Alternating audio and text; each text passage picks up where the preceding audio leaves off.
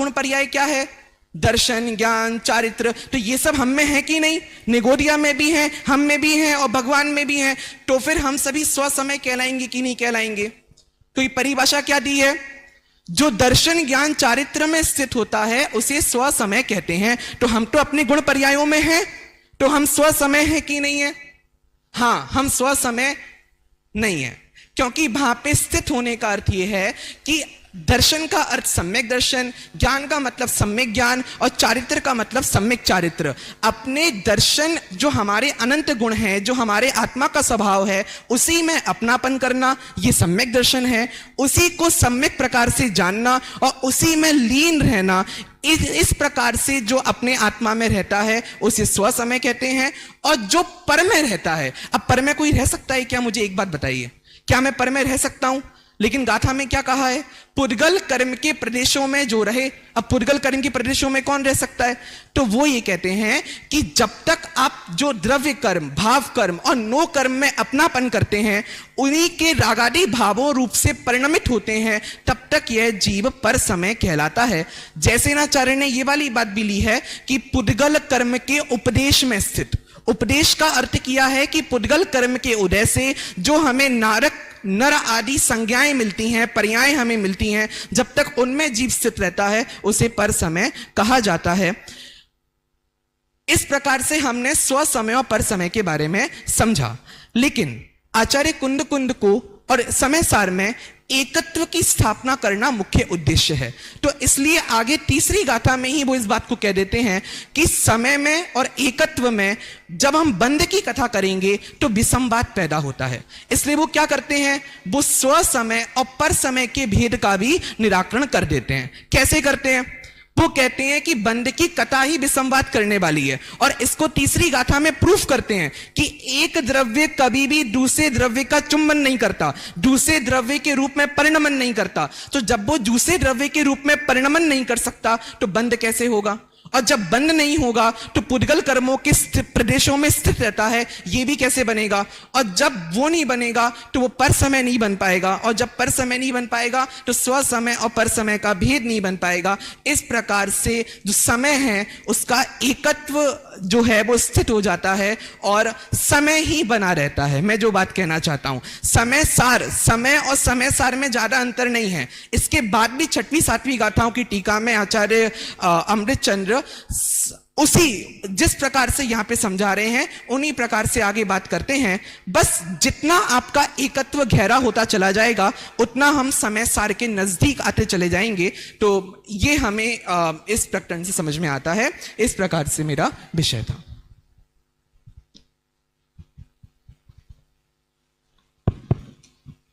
बहुत अच्छा विषय पवित्र ने प्रस्तुत किया है। मैं जानता हूं कि अंत में अध्यक्ष को समय मिलता नहीं है, इसलिए जिसके संदर्भ में बोलना है मैं पहले ही बोल देता हूं। बहुत अच्छा विश्लेषण किया। टू द पॉइंट दो तीन बातों पर ही चर्चा करूंगा। पहली बात, तम एयत विहत्तम दाये हम, मैं उस एकत विभक्त आत्मा को कहूंगा। ये आचार्य कह रहे हैं तो पहले तो कहा नहीं, फिर किसे कह रहे हैं? तो चौथी गाथा में ये कहा था, शुद्ध परिचिदानुभूता सव्वसवि काम भोग बंद कहा, एयत तस्व लंबो नवरिन सुलहो विहत्तस। शुद्ध परिचित अनुभूत काम भोग बंधन की कथा सारी जगत को है, लेकिन एकत्व विभक्त आत्मा सुलभ नहीं है। तम एयत विहत्तम दाये हम, जो सुलभ नहीं है उस एकत्व विभक्त आत्मा को मैं दिखाता हूँ। ये उसकी तरफ संकेत है। जो दूसरी गाथा में 7 विशेषण दिए हैं, आप बाद में विश्लेषण करके ध्यान से देख लेना। वहाँ शब्दों का प्रयोग भी कुछ इस तरह का है। सत्यया अनुस्यूतः माने वह अस्तित्व गुण है, द्रव्यत्वः वो द्रव्यत्व गुण है। यदि इस तरह से निकालेंगे ना तो आप 6 सामान्य गुण भी उसमें से निकाल सकते हैं। 6 सामान्य गुण भी आप उसमें से निकाल सकते हैं। तो आप कहेंगे कि दृश्य ज्ञप्ति ज्योति स्वरूप आया है, वो तो उपयोग लक्षणम जोड़ा, वो तो विशेष गुण में चला गया। लेकिन वहाँ वो वस्तुत्व के रूप में लेना है। प्रत्येक का अपना अपना प्रयोजनभूत कार्य है। जीव द्रव्य के सामान्य गुणों में वस्तुत्व के रूप में ले सकते हैं, और अंत में जाकर के टंकोत्कीर्ण चित स्वभाव, वो उसका विशेष गुण लिया। ऐसा 6 सामान्य और एक विशेष गुण, ऐसे गुणों की चर्चा वहाँ ले सकते हैं। एक बात कर रहे थे कि अभी यहाँ एकत विभक्त लेना है तो जो अपने में है उन सबको ग्रहण करना है और बाकी है बाहर छोड़ना है, तो अपने गुण पर्यायों को लेना है। लेकिन 6वीं गाथा में ही जाकर के कह देते हैं कि नवी हो दिया पमत्तो न पमत्तो। 7वीं में कह देते हैं कि नवीनानम न दंसनम न चरितम, इनको भी निकाल देते हैं। तो सचमुच में निकाला नहीं है, गौण ही किया है। दूसरी बात, अभी समय की बात चल रही है, समय सार की नहीं। तो समय की बात चल रही है, वो द्रव्य गुण पर्यायात्मक संपूर्ण वस्तु की बात चल रही, इसके बात थी। दर्शन ज्ञान चारित्र में स्थित, इसकी जो बात आई थी, तो दर्शन ज्ञान चारित्र में सब स्थित है ना। इसके लिए मुझे एक सूक्ति वाक्य याद आ रहा था, सब आत्माओं में ज्ञान है लेकिन धन्य है वे आत्मा जिनके ज्ञान में आत्मा है। तो हमारे आत्मा में ज्ञान तो है, हम सब में दर्शन ज्ञान चारित्र तो है, लेकिन हम दर्शन ज्ञान चारित्र में स्थित है कि नहीं, मैं अपने आप को दर्शन ज्ञान चारित्र रूप मान रहे हैं कि नहीं मान रहे हैं। अरे लोक में मनुष्य, ये कहते हैं ना, लोगों ने मानवता छोड़ दी। अरे मनुष्य के रूप में जन्म लिया तो मानवता कैसे छोड़ देगा? ये मनुष्य तो है लेकिन सबसे प्रेम से रहे, नहीं तो आपस में नारकियों जैसे लड़ता है तो नारकी कहलाने लगता है, त्रियंचों जैसे लड़ने लगता है त्रियंच कहलाने लगता है, लेकिन कदाचित बहुत ज़्यादा शांत रहने लगता है तो देव जैसा भी कहलाने लगता है। लेकिन मनुष्य मनुष्य रूप में ही है। ऐसा ही समय जीव रूप रहे, अपने आप को माने तो स्व समय, अन्य रूप माने तो पर समय। बहुत अच्छा विश्लेषण किया है, धन्यवाद।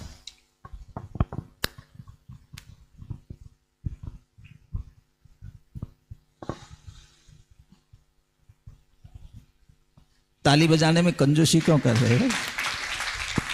बहुत ही सुंदर विषय हमने अभी आदरणीय पवित्र जी भाई साहब के माध्यम से सुना। समय सार का सार जब भी हम चर्चा सुनते हैं तो उसमें एक विषय आता है दृष्टि का विषय। तो ऐसे ही दृष्टि का विषय व उसकी प्राप्ति का उपाय, इस विषय पर प्रकाश डालने में बुलाना चाहता हूँ पंडित शुभम जी शास्त्री भोपाल को। आप हमारा जो भोपाल में महाविद्यालय चलता है श्री ज्ञानोदय दिगंबर जैन सिद्धांत महाविद्यालय, आप वहाँ के प्राचार्य हैं और साथ ही आप तत्वज्ञान में संलग्न रहते हैं और एक बहुत ही अच्छे अध्येता हैं। मैं आपसे निवेदन करता हूं आप आएं एवं अपना विषय प्रस्तुत करें। पंडित शुभम जी शास्त्री भोपाल। और उसी के साथ हमारे आज के चतुर्थ वक्ता के रूप में डॉक्टर दीपक जी शास्त्री वैद्य विद्यमान है। मैं उनसे निवेदन करता हूं वे आवें एवं मंचासीन होवें। इसके साथ और करतल ध्वनि के साथ हम उनका स्वागत करेंगे। इसके साथ ही हमारे बीच में आदरणीय विपिन जी शास्त्री नागपुर भी विद्यमान हो चुके हैं। मैं उनका भी बहुत बहुत स्वागत करता हूं एवं आप सभी भी करतल ध्वनि के माध्यम से उनका स्वागत करते हैं। एवं अभी दृष्टि का विषय व उसकी प्राप्ति का उपाय, इस विषय पर प्रकाश डालने के लिए मैं बुलाना चाहता हूं पंडित शुभम जी शास्त्री।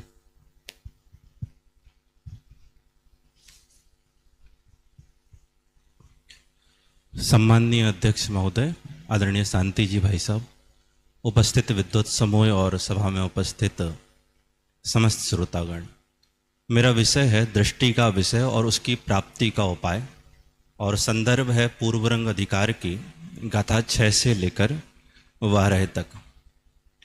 मुमुक्षु समाज का सर्वाधिक प्रचलित विषय और महान ग्रंथादिराज समय सार का जो सार है और एकमात्र प्रतिपाद्य जो है वह दृष्टि का विषय है। दृष्टि का विषय कहो, सम्यक दर्शन का विषय कहो, परम शुद्ध निश्चय नय का विषय कहो, परम भाव ग्राही द्रव्यार्थिक नय का विषय कहो, परम पारिणामिक भाव कहो, एक ही बात है। दृष्टि मतलब होता है नजरिया, एंगल, अपेक्षा, नए वस्तु स्वरूप को आप कैसे देखते हैं, उसका नाम है दृष्टि। और आगम में वस्तु स्वरूप को देखने के लिए मुख्य रूप से 2 दृष्टियों की चर्चा है। एक है द्रव्य दृष्टि और दूसरी है पर्याय दृष्टि। जो द्रव्य दृष्टि है उसे ही यहाँ पर हम दृष्टि का विषय कहते हैं। जो द्रव्य दृष्टि का विषय है उसे ही शॉर्ट में क्या नाम दे देते हैं, दृष्टि का विषय।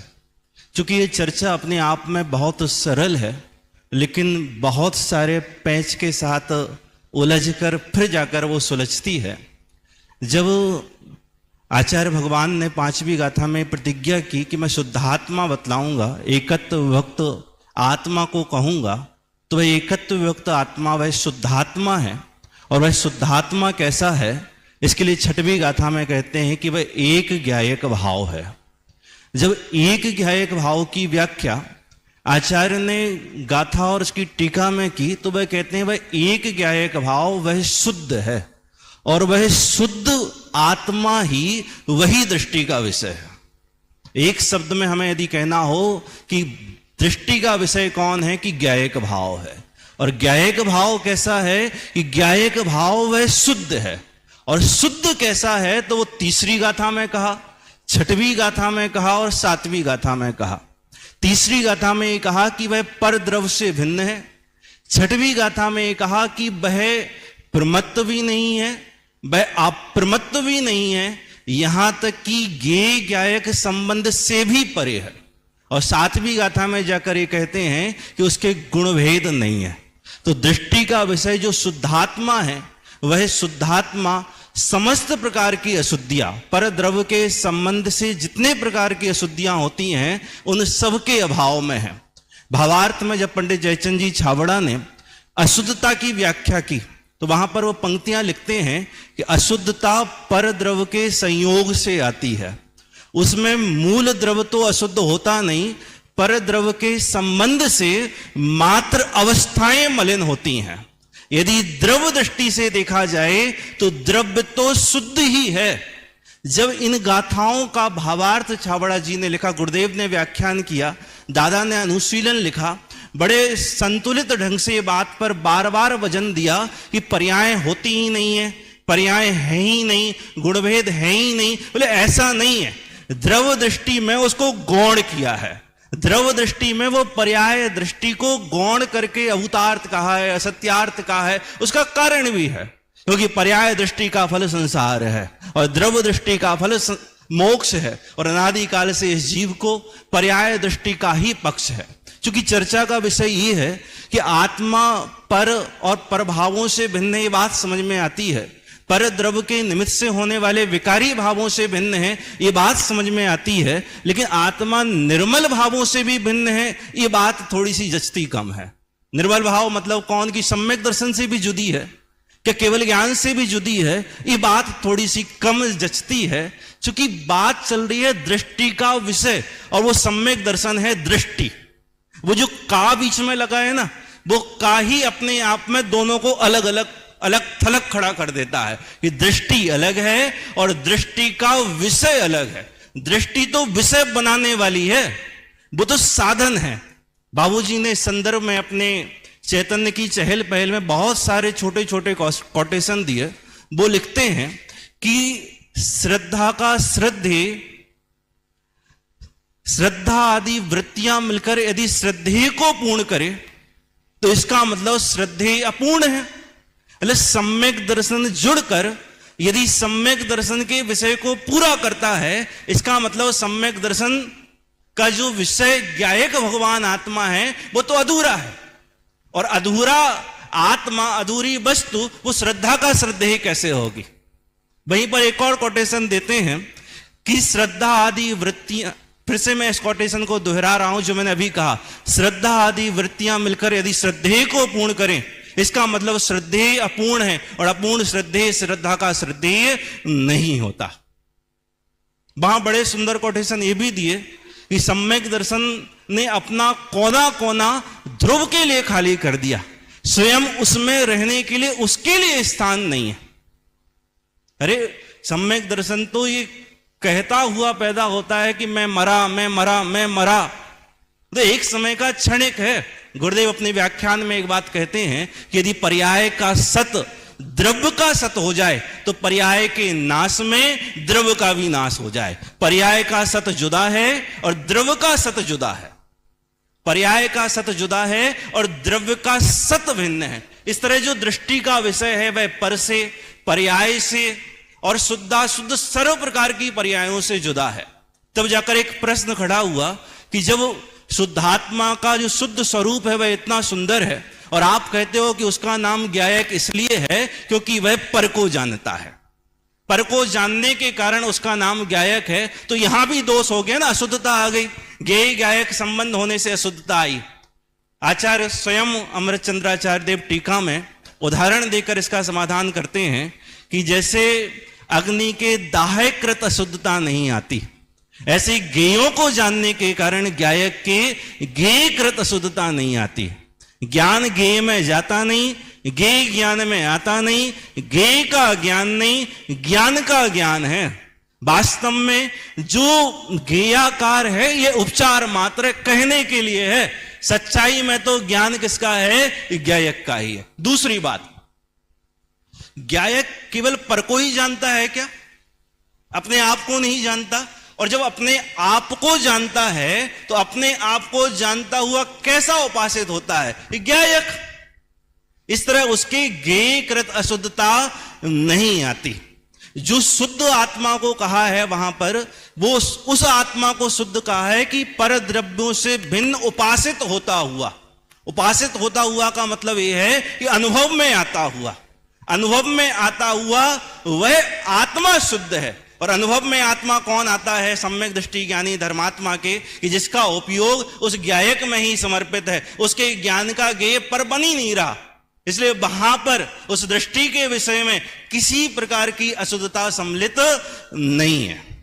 जब इतनी बात हो गई तो जब पर्याय रूप अशुद्धता नहीं है, यहां तक कि उसकी ज्ञेयकृत अशुद्धता नहीं आती, तो फिर जो गुण भेद हैं, तो ये गुण भेद भी व्यवहारोत्पादक हैं, व्यवहार से ही उत्पन्न हुए हैं। किसी भी जाति का भेद हो तो वो भी व्यवहार रूप है, क्योंकि यहां तो उपासित होते हुए आत्मा की चर्चा चल रही है, और उपासित होता हुआ आत्मा विकल्प से तो परे है। वह विकल्पों से तो अनुभव में आने वाला है नहीं, उसकी सिद्धि तो एकमात्र निर्विकल्प होने पर ही होगी। इसलिए 7वीं गाथा में फिर शुद्धात्मा का स्वरूप ये कहा कि वह दर्शन नहीं, वह ज्ञान नहीं, वह चारित्र नहीं।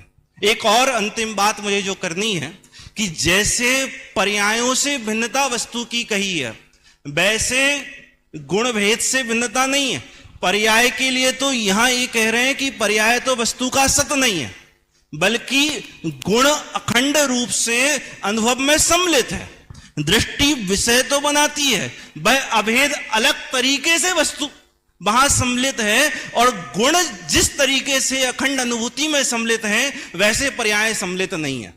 तब जाकर एक प्रश्न ये खड़ा किया कि आपने गुणों को तो वस्तु में सम्मिलित कर लिया, भले भेद तरीके नहीं, अभेद तरीके, ऐसी पर्यायों को भी किसी ना किसी तरीके तो सम्मिलित कर लेते, क्योंकि स्वचतुष्टयात्मक वस्तु का स्वरूप है। समय सार में ही आगे चल के बात कही है, न द्रव्येण खंडयामी, न क्षेत्रेण खंडयामी, न कालेन खंडयामी, न भावेन खंडयामी। न क्षेत्र से खंडित होती है, न द्रव्य से खंडित होती है, न काल से खंडित होती है, न भाव से खंडित होती है। आपने भाव को सम्मिलित कर लिया, क्षेत्र को कर लेते हो, द्रव्य को कर लेते हो, फिर क्या काल से वस्तु खंडित नहीं हो जाएगी?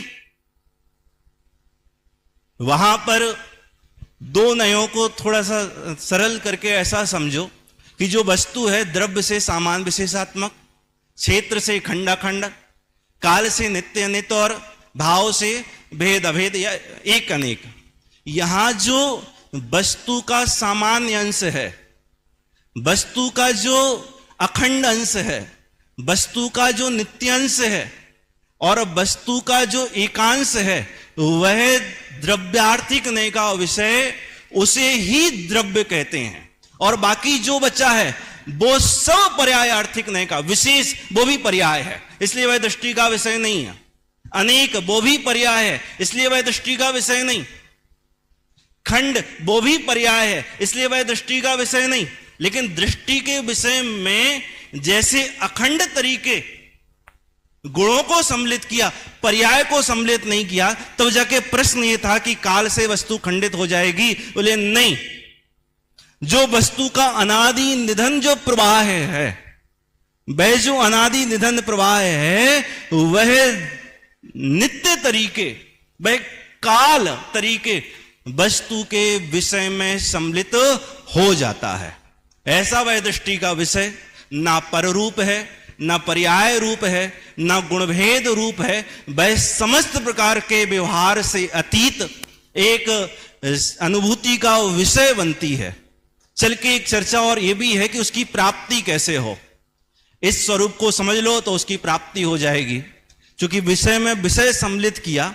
हम कुछ गाथाएं आगे चलें तो 11वीं गाथा में ये कहा है कि शुद्ध नए वह भूतार्थ है और अशुद्ध नए वह अभूतार्थ है, और शुद्ध नए के अवलंबन से यह जीव सम्यक दृष्टि होता है।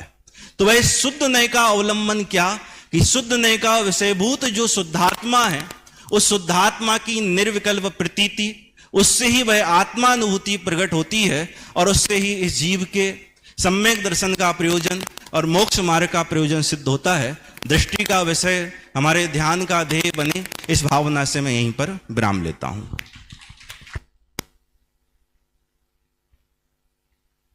बहुत ही अच्छे तरीके से एक कठिन विषय को सरल भाषा में प्रस्तुत करने का प्रयास शुभम ने किया, और बहुत से बुजुर्ग भी आप बैठे हुए दिखाई दे रहे हैं।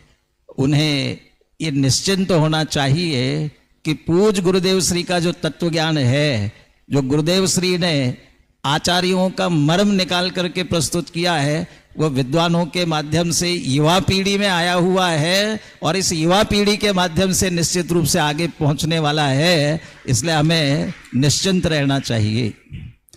दृष्टि का विषय सचमुच ही मुमुक्षु जनों का अति प्रिय विषय है और आवश्यक विषय है और अनिवार्य विषय है। यदि इसका निर्णय नहीं हुआ तो मुमुक्षु ही नहीं है। इसलिए बहुत अच्छी तरह से निर्णय होना चाहिए और बहुत अच्छी तरह से प्रस्तुत करने का प्रयास किया।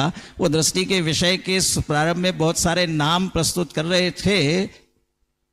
परम शुद्ध निश्चय का विषय, परम पारिणामिक भाव, उसमें मेरे ख्याल से एक कारण शुद्ध पर्याय ये भी जोड़ना चाहिए। आज ही चर्चा उसकी भाई साहब ने प्रारंभ कर दी है, वो भी इसमें शामिल हो जाती है। दृष्टि, जैसी दृष्टि वैसी सृष्टि, चूंकि इतना महत्वपूर्ण विषय है और उसमें द्रव्य दृष्टि जिनेश्वर और पर्याय दृष्टि विनश्वर, बस इसी के लिए दृष्टि के विषय का हमें निर्णय करना है। पर्याय से दृष्टि हटे और द्रव्य पर दृष्टि आवे ही। मैं बहुत ध्यान से सुनने की कोशिश कर रहा था कि पर्याय को शामिल करते हैं कि पर्याय को अलग निकाल देते हैं, और शामिल करते तो कैसे शामिल करते हैं, वास्तव में शामिल है नहीं है। जब हमने शुद्ध नय का विषय कह दिया तो फिर शुद्ध नय में भेद आते ही नहीं है, तो गुण भेद भी नहीं है, पर्याय भेद भी नहीं, किसी तरह का भेद नहीं है। तो शंका सिर्फ अकेली पर्याय पर खड़ी क्यों होती है? क्योंकि गुण भेदों को अभेद तरीके शामिल कर लिया जाए तो गुण में से कोई उचक करके खड़ा नहीं होता है। हमारे असंख्यात प्रदेशों को अभेद तरीके से शामिल कर लिया जाए, प्रदेश में से कोई उचक करके खड़ा नहीं होता है। परंतु पर्यायों को अभेद तरीके शामिल कर भी लिया जाए तो वर्तमान पर्याय उचक करके खड़ी होती है। उसे क्या करे, क्या किया जाए? तो भैया वो उसका स्वरूप है। वो वर्तमान पर्याय द्रव्य की ओर ढलकर, द्रव्य की ओर एक रूप होकर, तन्मय होकर के उसके साथ अभेद होती है। और दूसरा, न काले न खंडयामी कह करके नित्यता के रूप में काल की अखंडता जो विषय बनाई है, वो शुद्ध नय का विषय काल की अपेक्षा भी एक रूप अखंड रहता है, इसलिए उसकी अपेक्षा से भी खंडित नहीं होता। तो इसे यदि हम समझे तो बहुत अच्छी तरह से बात समझ में आ सकती है। बहुत अच्छी तरह से प्रस्तुत किया, बहुत बहुत धन्यवाद।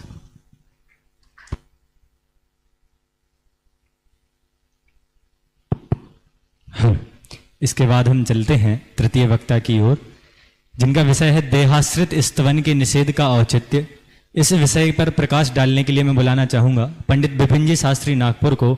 आपने विपिन जी को तो कौन नहीं जानता, सभी जानते हैं। सतपथ पाठशाला के यदि हम कोई पर्यायवाची नाम देखें तो आदरणीय विपिन जी भाई साहब दिखते हैं, और देश विदेश में आप बहुत ही लोकप्रिय हैं। आपकी भाषा शैली सभी के मन को आकर्षित करती है। मैं निवेदन करता हूं आदरणीय विपिन जी भाई साहब से, वे आवें एवं अपना विषय प्रस्तुत करें। आदरणीय भाई साहब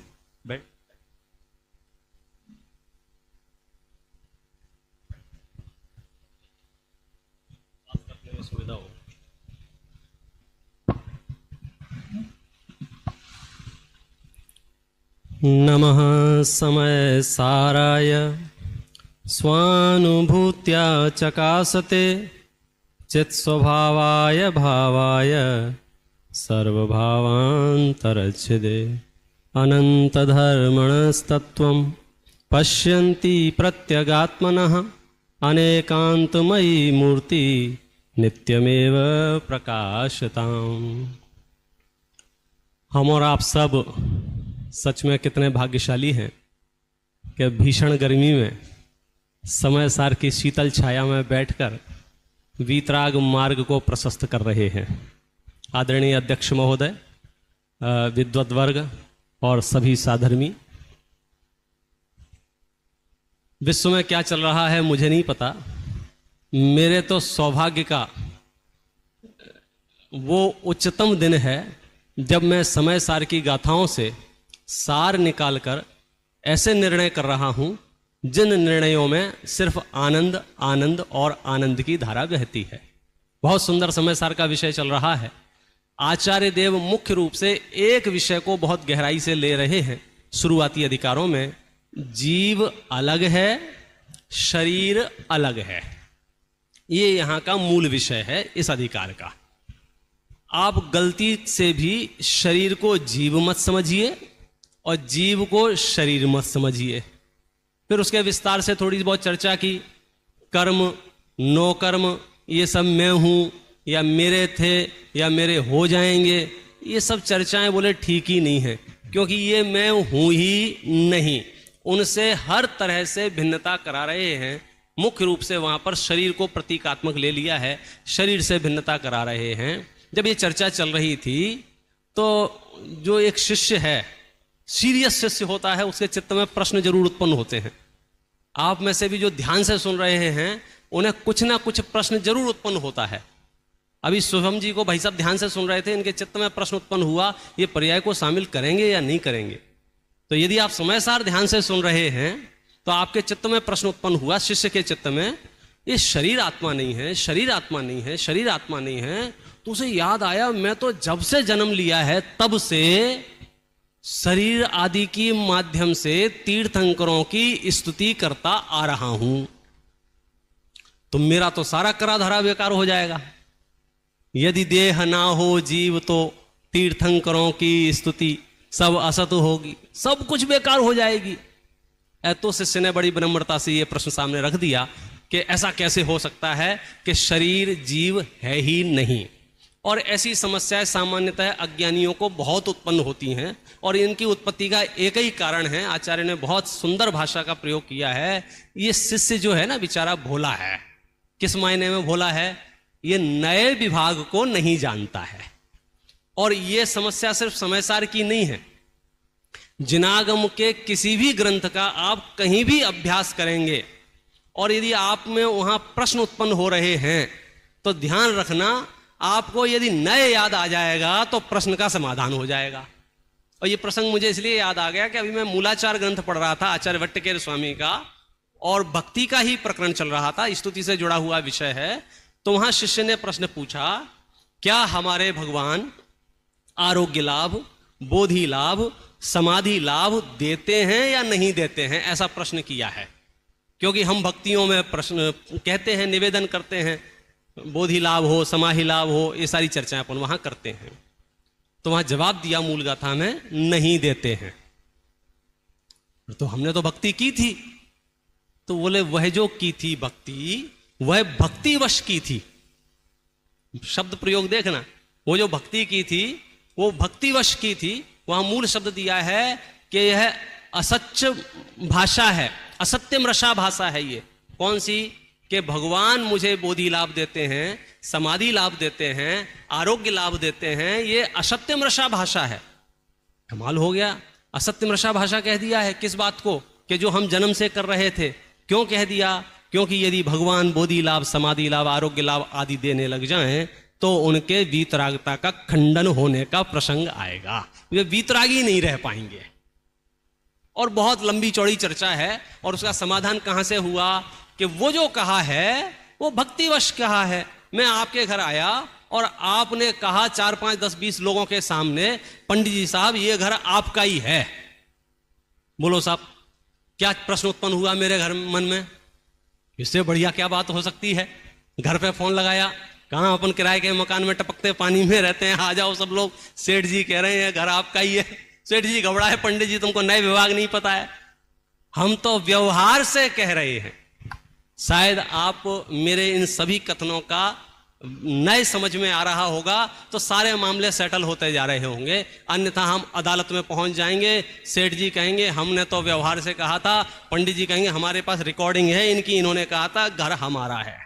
अब आप बताओ घर हमारा है या नहीं है? इससे अधिक प्रश्न मैं पूछ रहा हूं, उन्होंने जो कहा था वो झूठ कहा था कि नहीं कहा था? झूठ कहा था। झूठ नहीं कहा था। ये रहस्य इन गाथाओं में मिलेगा कि आपने जो कहा, कौन सा, यदि शरीर आत्मा नहीं है तो उसकी स्थिति बेकार होगी कि नहीं, ऐसी बात नहीं है। तो एक गाथा आई जिसमें ये कहा देह चेतन एक हैं, यह कथन वचन है व्यवहार का, वे एक हो सकते नहीं, यह कथन है परमार्थ का। और यहां से फिर निश्चय और व्यवहार का थोड़ा सा खुलासा चालू हुआ और एक उदाहरण देकर समझाया। जैसे नगर का वर्णन करना नगरपति का वर्णन नहीं है, उसी तरह से शरीर आदि के वर्णन करना केवली का स्तवन नहीं है। केवली का स्तवन तो केवली के गुणों का स्तवन करना है। जब इतने डेप्थ में जाके बात कर रहे थे और आपको आगे ले जाकर पता है कहां तक ले गए? व्यवहार स्तुति और निश्चय स्तुति। और जब निश्चय स्तुति की ओर आगे बढ़े तो यहां से भेद विज्ञान कराते हुए कि द्रव्य इंद्रियां भी हमारी नहीं हैं, क्षयोपशम आदि भाव भी हमारा नहीं है, भाव इंद्रियां भी हमारा नहीं है खंड खंड होने से। और अंत में भेद विज्ञान कराते हुए ये कहा कि आप यदि अपनी आत्मा में डूब गए, वास्तव में असली भक्ति तो ये है। प्रकरण बहुत लंबा है, मैं कोशिश कर रहा हूं बहुत समेट के आपके सामने प्रस्तुत कर दूं। कहां ले जाके कहा कि आप भगवान के सामने आए, भगवान की भक्ति की। बोले असली भक्ति कब हुई मालूम है? जब आप अपनी आत्मा में लीन हो गए, यह असली भक्ति है। इसको यहां निश्चय भक्ति कहा। कि कमाल हो गया, भक्ति में तो भगवान के गुणों का अनुवाद किया जाता है, भगवान की प्रशंसा की जाती है। हम अपने आप में लीन हो गए हैं, आप इसे कहते हो भक्ति है। हाँ, ये असली भक्ति है। अच्छा, भक्ति किसको कहते हैं? तो उसकी भी विस्तार से चर्चा की कि भगवान की आज्ञा का पालन करना भक्ति है। बराबर है। भगवान की सबसे बढ़िया भक्ति कौन सी कहलाएगी? कि भगवान की बात मानो। मैं आपको थोड़ी देर बाद याद भी दिलाऊंगा, बाल बोध याद दिलाऊंगा, लेकिन अभी समय सार से बता रहा हूं कैसे कि भगवान की आज्ञा क्या है। कि भगवान की आज्ञा तो यही है ना कि अपने को जानो, अपने को पहचानो और अपने में लीन हो जाओ। आपको मालूम है एक प्रश्न उत्पन्न किया है बाल बोध में, पंच परमेष्ठी की शरण में जाने का अर्थ क्या है? बहुत प्यारा प्रश्न है। पंच परमेष्ठी की शरण में जाने का अर्थ क्या है? क्या जवाब आया? पंच परमेष्ठी द्वारा बताए हुए वीतराग मार्ग पर चलकर अपनी आत्मा की शरण में जाना ही पंच परमेष्ठी की शरण में जाना है। आपको लेफ्ट राइट यू टर्न समझ में आ रहा है ना? कहां जा रहे थे? पंच परमेष्ठी द्वारा बताए हुए वीतराग मार्ग के द्वारा अपनी आत्मा की शरण लेना ही पंच परमेष्ठी की शरण लेना है। बोलो, मैंने अपनी आत्मा की शरण ली, इसका मतलब पंच परमेष्ठी की शरण ली कि नहीं ली? लेकिन अपने आज की मेरी इस गोष्ठी का विषय तो इतना था, इस निषेध का औचित्य क्या है? कि अच्छी भली भक्ति कर रहे हैं, करने दो विचारों को, उनका निषेध क्यों कर रहे हैं? कि निषेध इसलिए कर रहे हैं कहीं उस व्यवहार भक्ति में परमार्थ भक्ति का भ्रम ना हो जाए। विधि तो विधि के लिए होती ही है, स्थापन विधि माने प्रवृत्ति सन प्ररूपणा सन्मार्ग तो बताया ही जाता है। निषेध भी जो किया जाता है वो भी सन्मार्ग के लिए निषेध किया जाता है, निषेध के लिए निषेध नहीं है, विधि के लिए ही निषेध है। निषेध कब कब उपस्थित होता है मालूम है? जब जब मिसअंडरस्टैंडिंग उत्पन्न होती है तब तब निषेध उत्पन्न होता है। पांचवी गाथा में जब ये प्रस्तुत किया था कि भगवान आत्मा को बतलाऊंगा और शिष्य ने पूछा को असु शुद्धात्मा इति चेत, सबसे पहले क्या शब्द निकले मुंह से? णविहोदि अपमत्तो णपमत्तो, जो प्रमत्त भी नहीं है अप्रमत्त भी नहीं है। ये शब्द क्यों निकले? क्योंकि आचार्य को लग रहा है कि ये जीव अपने आप को प्रमत्त और अप्रमत्त मान रहा है। तो वहां ये निषेध का औचित्य क्या रहा कि ये जो भक्ति आपने की है शरीर आश्रित भक्ति, ये शरीर आश्रित भक्ति परमार्थ भक्ति नहीं है, यह भक्ति व्यवहार से भक्ति कही गई है। परमार्थ भक्ति क्या है कि परमार्थ भक्ति तो केवली के गुणों का स्तवन है। इससे सरल उदाहरण और क्या हो सकता है कि आपने इसी प्रकरण में कितनी सारी विस्तृत चर्चा की कि एक शब्द कहा कि देखो आज हमने देखा प्रधानमंत्री जा रहा था, बोले कहाँ? 3 किलोमीटर में प्रधानमंत्री जा रहा था, 3 किलोमीटर में प्रधानमंत्री जा रहा था। अच्छा बताओ 3 किलोमीटर में प्रधानमंत्री जा सकता है क्या? तो 3 किलोमीटर में कौन कौन जा रहा था? वहाँ बैंड वाले भी हो सकते हैं, गाड़ी वाले भी हो सकते। राजा तो कोई एक है ना, राजा जा रहा है, राजा जा रहा है, राजा जा रहा है। ये निश्चय व्यवहार की सिद्धि के लिए कितने सारे प्रकरण उपस्थित हुए, उन सब का सार क्या है कि इन सब का सार ये है कि हमने जब समय सार शुरू किया था, मंगलाचरण करने के तुरंत बाद हमने एक काम किया था। और आप सबसे निवेदन करूंगा पूरे समय सार को पढ़ते समय वो याद रखना जो हमने शुरुआत में कहा था, अनेकांतमयी मूर्ति नित्यमेव प्रकाशताम। जो अनेकांतमयी मूर्ति की स्थापना करके समय सार का अभ्यास करेंगे वे तो पार हो जाएंगे। यदि अनेकांतमयी मूर्ति की स्थापना नहीं करेंगे तो जगह जगह आपको अनेक संकल्प विकल्प उत्पन्न होंगे। और वर्तमान में भी जहां जहां समय सार के संबंध में थोड़े बहुत जो भ्रम हैं वे सिर्फ और सिर्फ नए विभाग की नासमझी से हैं। और आचार्य देव ने खुद ही पग पग पर नयों का विभाग बताते हुए, नयों की विवक्षा बताते हुए स्पष्टीकरण किया है। आप देखेंगे इस समय सार में कैसा अद्भुत निश्चय व्यवहार का संतुलन है। शुरुआत से लेकर के अंत तक ये यात्रा चलती रहेगी। जो जो जीवों की मान्यता है, शास्त्राभ्यास से जो मान्यताएं हैं वो मान्यताएं यहाँ उपस्थित होंगी, अज्ञानता से जो मान्यताएं हैं वो मान्यताएं यहाँ उपस्थित होंगी। और उन सब का निषेध नए विभाग के द्वारा किया जाएगा। यानी नए विभाग से वस्तु अत्यंत सुगम हो जाती है, हमारी समझ में आ जाती है। इसलिए इस पूरे प्रकरण में, भक्ति के प्रकरण में जो मूलभूत सार विषय यही है कि शरीर आश्रित भक्ति को परमार्थ भक्ति नहीं कहा जा सकता है। टोडरमल जी साहब ने भी जब अरहंतादि का वर्णन कर रहे थे, अरहंतादि के स्वरूप का विचार कर रहे थे, वहां उन्होंने कहा कि देखो कहने के लिए तो 46 गुणों की चर्चा आती है, लेकिन वास्तव में देखा जाए, बोलो एवरेज आप अंदाजा लगाया कितना है? एक तरफ संख्या कितनी बड़ी है और दूसरी तरफ, लेकिन संख्या की बात नहीं है। असली परमार्थ निश्चय जो जो शब्द उपयोग करना चाहो यथार्थ के लिए वो सारे शब्द उपयोग होंगे कि वास्तव में तो वे 4 ही हैं। इस तरह से इस पूरे प्रकरण में निश्चय व्यवहार के नए विभाग को प्रकट करने के लिए मुद्दा स्तुति का नहीं था। इस समय सार में जो क्रम चल रहा था वो तो शिष्य को याद आई कि आप शरीर आत्मा नहीं है, शरीर आत्मा नहीं है, शरीर आत्मा नहीं है, तो मेरी स्तुति का क्या होगा? उसके समाधान रूप आया कि तेरी स्तुति का कुछ नहीं होगा। जो स्तुतियां की गई हैं वे व्यवहार से की गई हैं, और हम जो नए विभाग बता रहे हैं, भेद विज्ञान करा रहे हैं, ये निश्चय से बता रहे हैं। शरीर जीव नहीं हो सकता है, जीव शरीर नहीं हो सकता है। और इस भेद विज्ञान की धारा को आगे बढ़ाते बढ़ाते बढ़ाते बढ़ाते जब समय सार के अंत तक पहुंचोगे तब तो वो शब्द आपके सामने कानों में गूंजेंगे, नास्ति सर्वोपि संबंधा, मेरा भगवान आत्मा का इस विश्व में कहीं भी कोई भी किसी भी प्रकार का कोई संबंध नहीं है।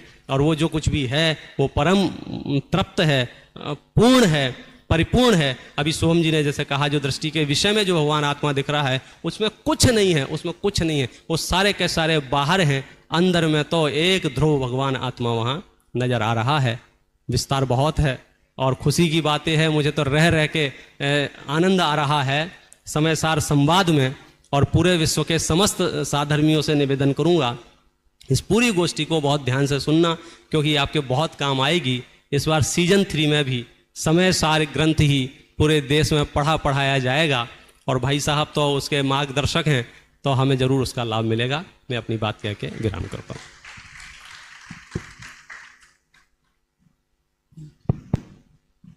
बहुत अच्छी तरह से विश्लेषण हुआ है। मैं तो एक ही बात कहूँगा, या निचोड़ इस ग्रंथ को यही परम रस पोक, तजे शुद्ध ने बंद है, गहे शुद्ध ने मोक्ष। यहाँ ये विषय था कि देहाश्रित स्तुति के निषेध का औचित्य। इसका मतलब देहाश्रित स्तुति होती तो है, लेकिन समय सार में निषेध कर दिया। तो क्यों निषेध किया? क्योंकि समय सार में शुद्ध नय को मुख्य रूप से ग्रहण कराना है।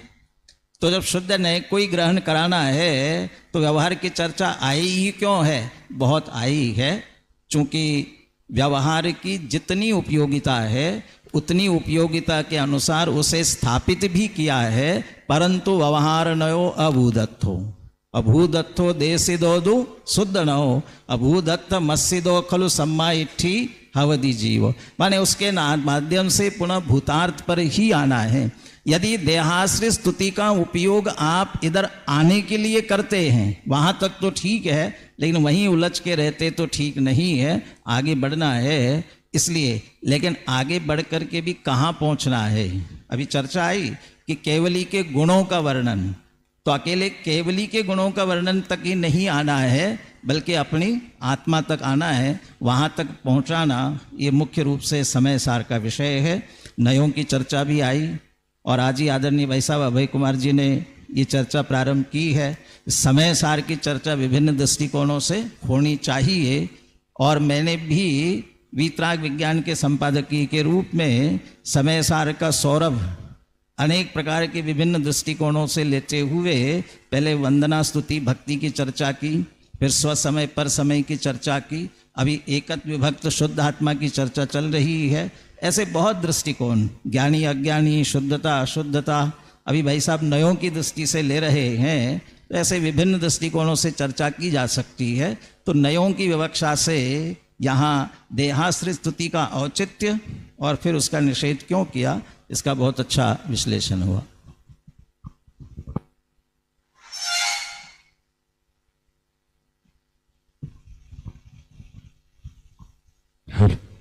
संपूर्ण जनागम नयों की भाषा में निबद्ध है और उसी नए ज्ञान का हमें ज्ञान कराते हुए आदरणीय विपिन जी भाई साहब ने अपना विषय बहुत अच्छे से प्रस्तुत किया। अभी मैं अंतिम वक्ता के रूप में निवेदन करता हूं डॉक्टर दीपक जी शास्त्री वैद्य से। आपने वैद्य तो बहुत देखे होंगे, पर जो आदरणीय भाई साहब वैद्य हैं वो सिर्फ मलम वाले वैद्य नहीं हैं, वो कलम वाले भी वैद्य हैं और चारों नियोगों के बहुत ही अच्छे अध्येता हैं। मैं आदरणीय भाई साहब से निवेदन करता हूं कि ज्ञान ही प्रत्याख्यान है, इस विषय पर प्रकाश डालें आदरणीय भाई साहब।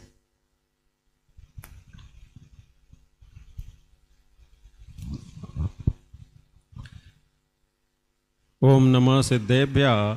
ज्ञान समान न्यान जगत में सुख को कारण, यह परमामृत जन्म जरा मृत्यु रोग निवारण।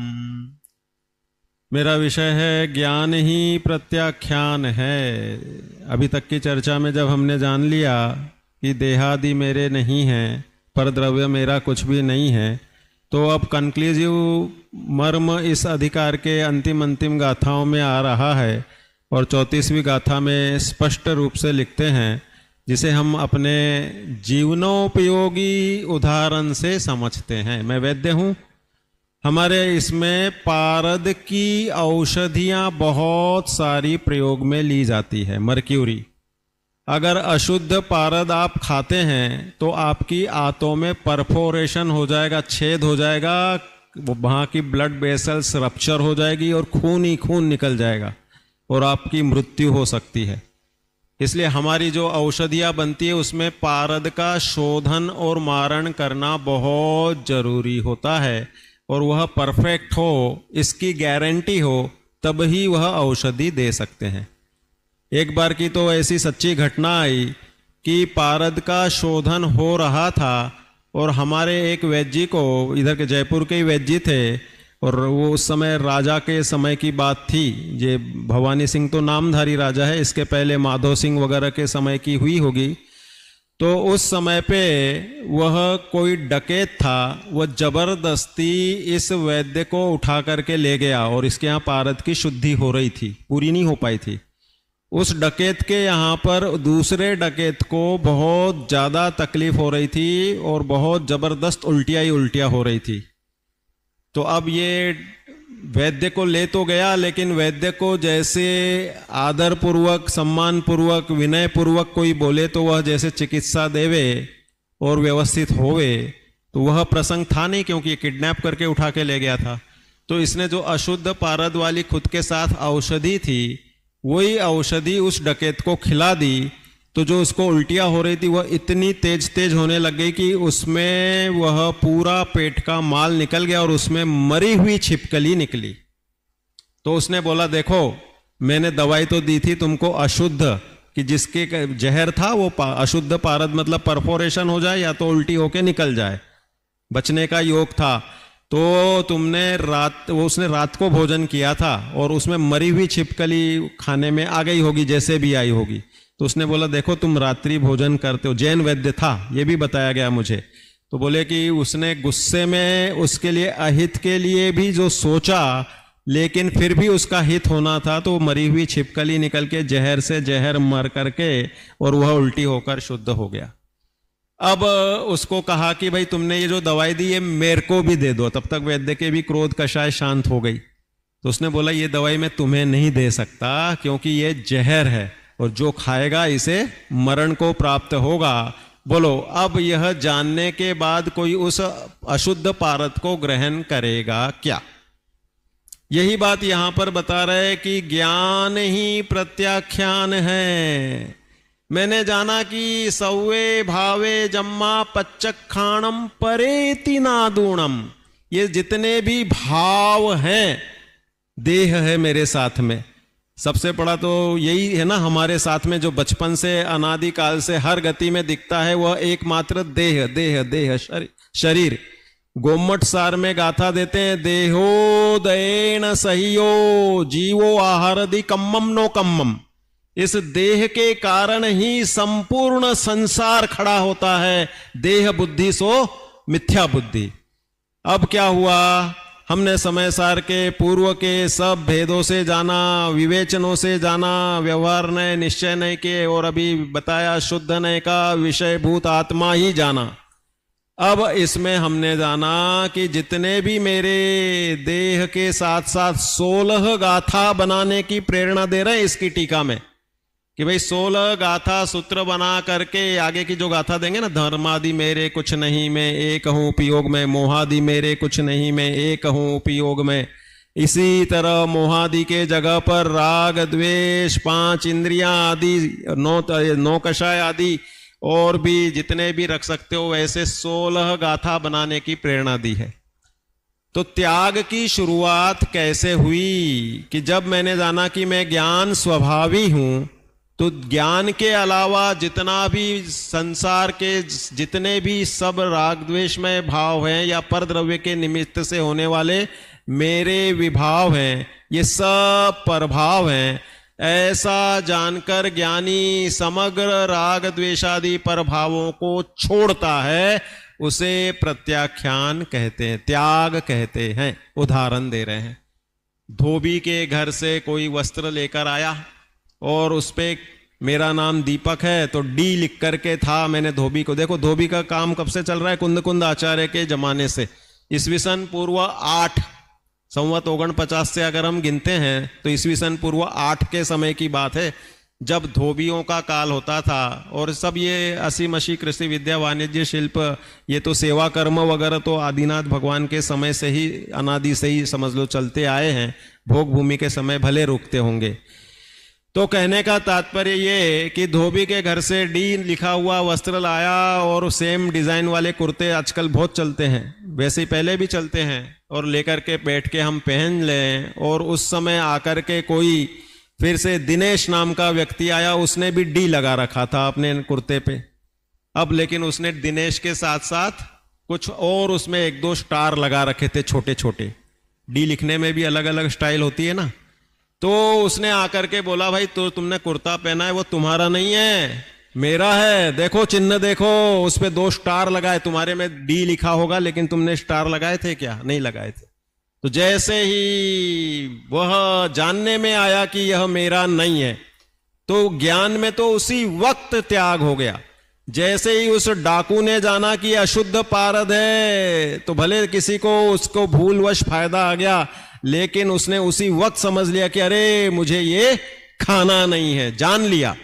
अब क्या करेंगे साहब, तुरंत ही पहना हुआ कुर्ता उतार के दे दोगे या उसे फिर से धुलवा के और प्रेस करके पहनोगे? क्योंकि यहाँ की गर्मी के समान ही गर्मी है ना, पसीना तो खूब आता है, भले सर्दी नहीं वो गर्मी तेज नहीं है। हमारे राजस्थान में सूखी ड्राई हवा रहती है तो गर्मी लू जल्दी लगती है।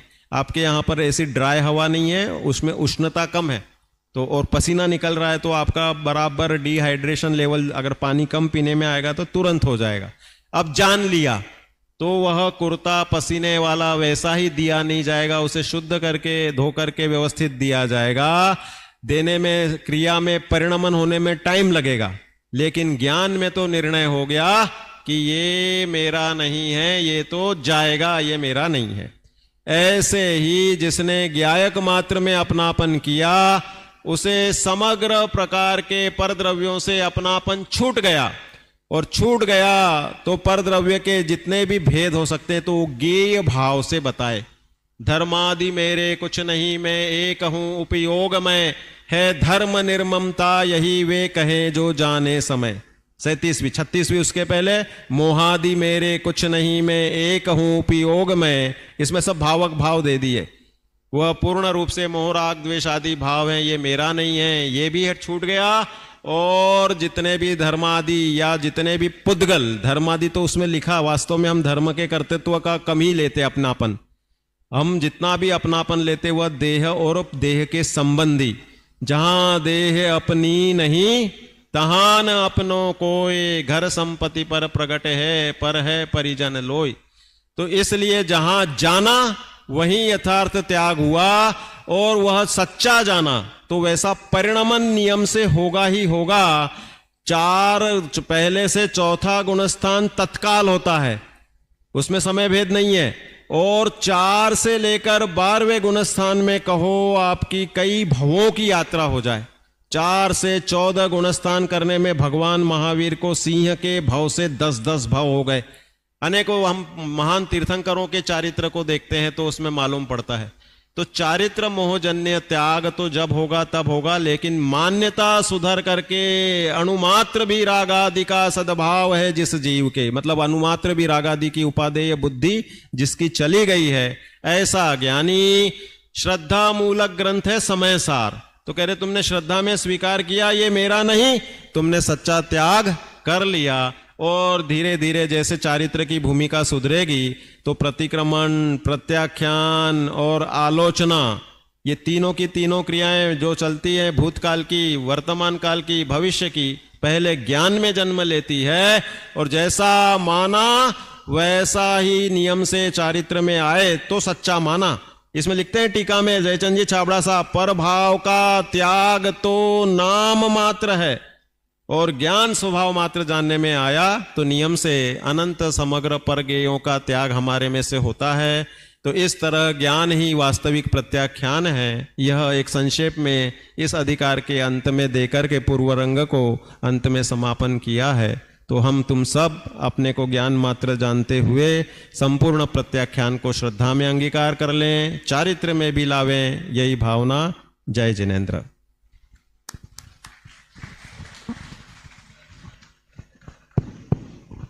बहुत अच्छा विषय प्रस्तुत किया है।